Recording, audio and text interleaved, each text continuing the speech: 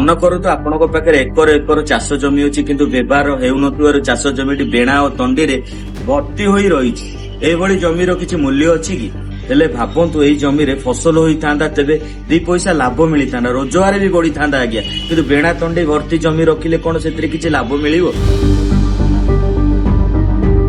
ठीक सेही भली ओडिशा खनिज संपद रे भर्ती तेणु खनिज संपद व्यवहार करी कहीं लाभान्वित हबनी ओडिशा बेणा तंडी भर्ती जमी भली खनिज संपद एमती केते दिन व्यवहार न करी पकाई रखिबा ए द्वारा कोन लाभ मिलिबो आज्ञा। हाँ एही क्रम रे जेतेबेले वेदांता सिजिमाली रे एल्युमिनियम उत्पादन पई खनिज संपद व्यवहार करिया को चाहूची ताले आमे काहे कि आज्ञा विरोध करिबा।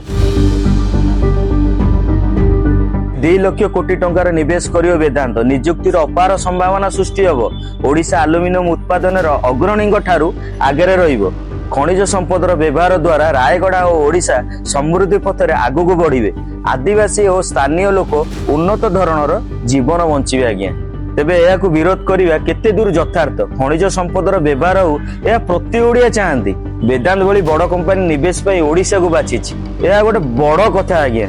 एबे वेदांत लेखिबो रायगड़ा विकासर नुआ अध्याय। जय जगन्नाथ।